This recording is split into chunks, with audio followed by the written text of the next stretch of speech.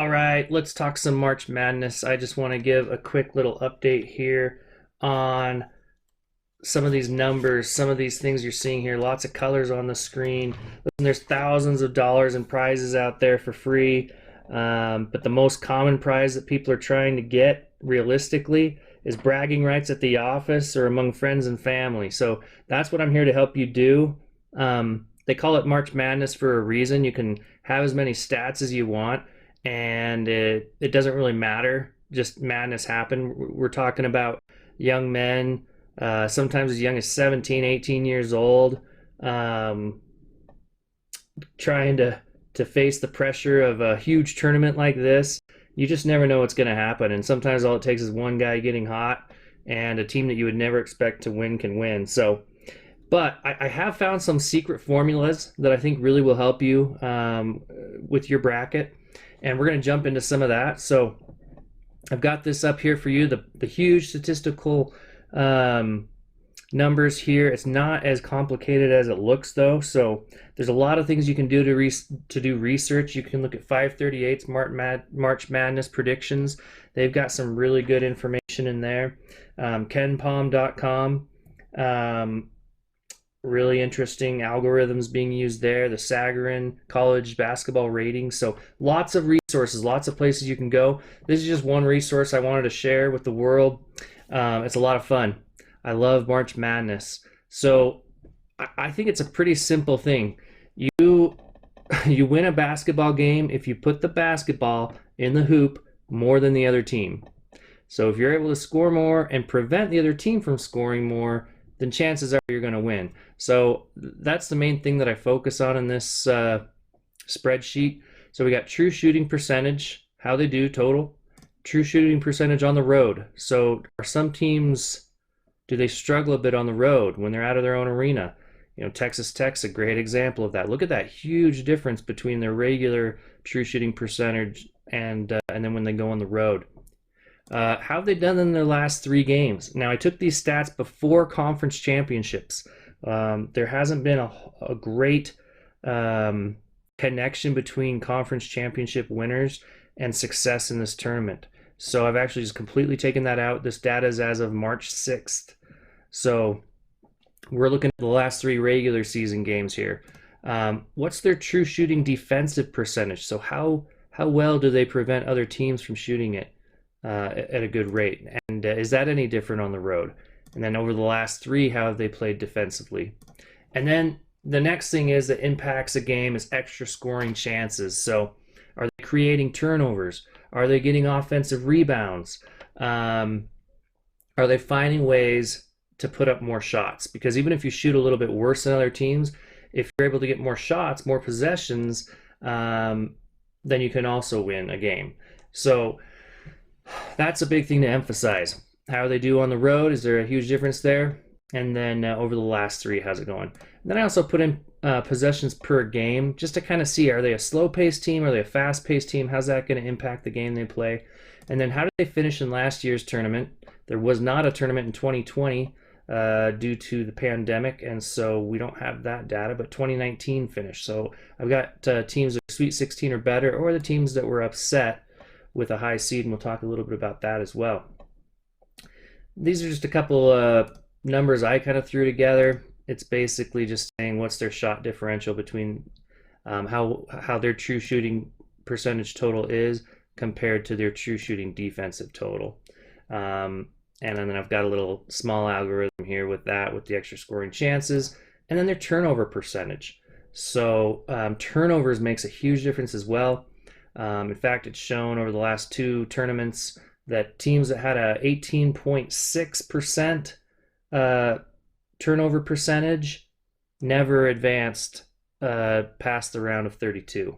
So that is a really nice thing to have. Over the last 2 tournaments, you can look at any team this year that has a turnover percentage past about an 18.6% turnover percentage, and pretty high likelihood they're not going to make it to the Sweet 16. So you can eliminate some teams from there, and also a lot of those teams get upset in the first round if they turn the ball over a lot.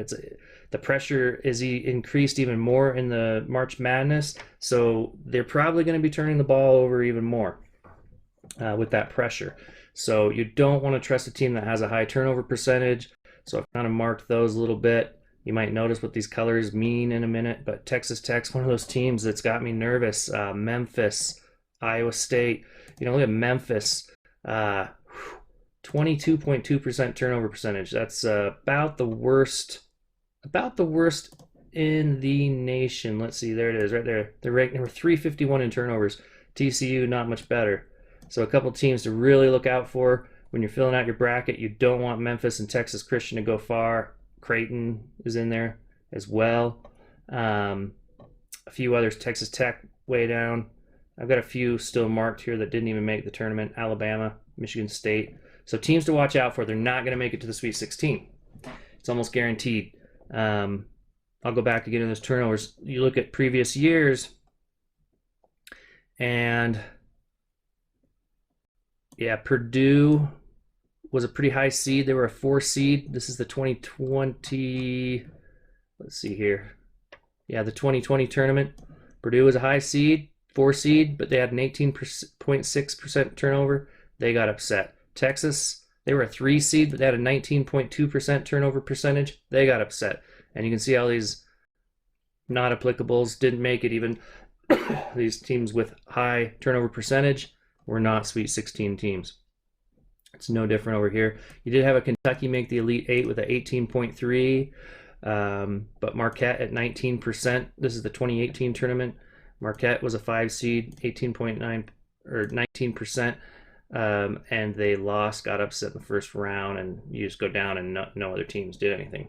So I love turnover percentage. You can look at that and right there eliminate quite a few teams. So let's go back to this chart again here. So I've kind of got it color coded based on these numbers. Some things I like, some things I don't like. Over here was kind of my, before the brackets were officially made, I was looking at teams that I really like. Kind of teams, what I like about Gonzaga, they shoot it really well. They do okay on the road.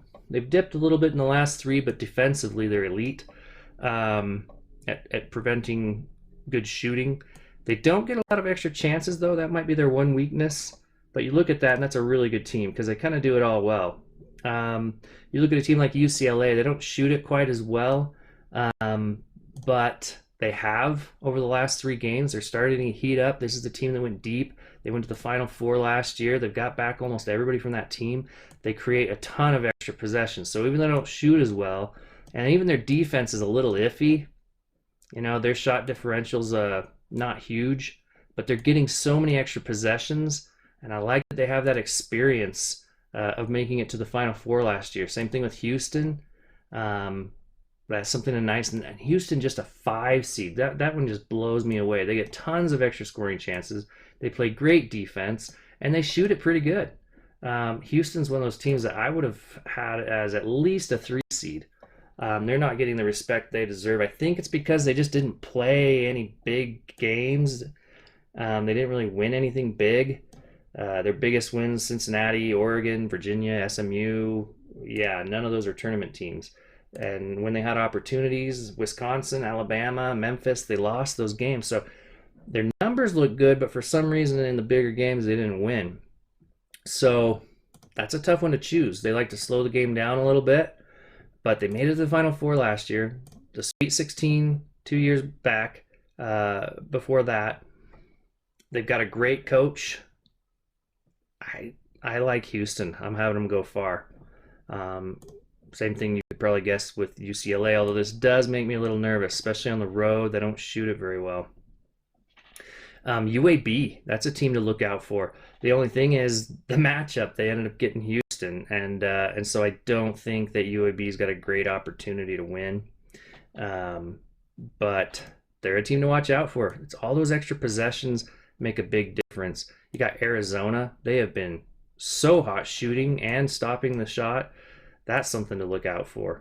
They do have a little bit of a high turnover percentage, but not quite in the real danger zone of that 18.6 plus. So Arizona looks really good, as you probably would expect. And then you got some more alerts like Tennessee. Not great shooting, not great defense. If they don't get these extra possessions, they could be in trouble. Texas Tech, again, especially on the road, they do not shoot the ball well. They do play good defense, but they do have some issues with turnovers and losing opportunities to get extra chances. That 19.7, I'm not taking Texas Tech into the Sweet 16 or beyond. So these are kind of the way the numbers go. Over here, I've got some of their big wins that they had during the season, some of their key losses, some of the close calls too. Did they almost lose to a team that they really had no business losing to? I didn't get all the teams done, but you can see there's some teams out there, Creighton especially, they've got everything. I mean, they did go to the Sweet 16 last year, but I don't think that's happening this year with a 20.2% turnover percentage. Yeah, they allow 5.1 basically extra scoring chances a game, or they have less than 5 than the typical team would. So they're losing possessions. It's because of that high turnover percentage. They haven't been shooting it well. They don't shoot it that well anyway. Their defense is okay. Actually, it's pretty good defense, but poor shooting teams that turn the ball over don't do well in the tournament. Michigan State's in that same boat. Look at that. Michigan State, 19.3%. This just isn't the Michigan State team that you've seen in past years defensively. They're nowhere near as good, especially in their last few games. Alabama's a team to watch out for at that 19.3. Alabama is an interesting team. How many other teams had these types of wins? Excuse me. They beat Baylor, Houston, and Gonzaga, but then they lost to Georgia, Mississippi State, Missouri, and Iona, and they almost lost to Jacksonville State in Southern Alabama. What is this team all about? And this is the big reason why. Look, they don't stop you defensively. They just want to try to win in a shootout. You can see that. They have a lot of possessions per game. They just want to outscore you, but they're not that interested in playing defense. But look out for Alabama, Texas Christian too. So some other teams that I like back here up at the top.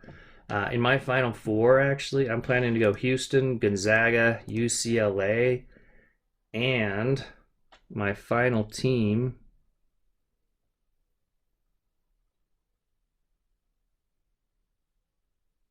I can't remember. I can't remember. I've filled out a lot of brackets, but I've generally kept my fourth team in there. Who did I have? Houston, Gonzaga, and I've got Houston and Gonzaga in the championship, and I've got Gonzaga winning it, and I've got UCLA losing to Gonzaga to get in there, and then Houston is gonna play Kansas. That's who I've got. Kansas. But Kansas does make me a little bit nervous. They lost to Dayton, Texas Tech, Texas, and Kentucky, and they had a lot of close calls. I like their coach. I like that they have a lot of consistency on their roster, a lot of upperclassmen, a lot of experience. So Kansas, I think, I'm not extremely confident in Kansas, especially how they've been shooting recently. But just the way things fell, Kansas was that fourth team coming in. There's a lot of other teams I liked that, could have beaten out Kansas, but we'll see. Yeah, I might even change on this. The more I look at Kansas, I'm really thinking, do I really want to take them all the way to the end? I like teams like Villanova quite a bit. Auburn makes me nervous. Just teams that don't shoot well typically just don't do well in the tournament, and that makes me nervous. So I hope this is helpful. I looked at some of the upsets that happened in last year's tournament, and it's really interesting. A lot of these same things that I've talked about held true. I'll give you a quick little snapshot here of some of those things, but especially these teams getting these extra possessions, that makes a big difference. I've got is it a trend? Does the last 3 games matter? It kind of does, actually, yeah. You look at the 2019 upsets, and let me slide this over so it's a little cleaner. a lot of correlating things, teams that are hot, teams that are cold coming into the tournament makes a big difference. You got to shoot it well. Um, you got to play good defense. So a lot of things here to look at. You get extra scoring opportunities. A lot of times that's going to be the difference maker. Look at that Murray State upset of Marquette back then. So a lot of interesting things to look at. Really pay attention to the turnover percentage. Good luck making your picks. Gotta love March Madness.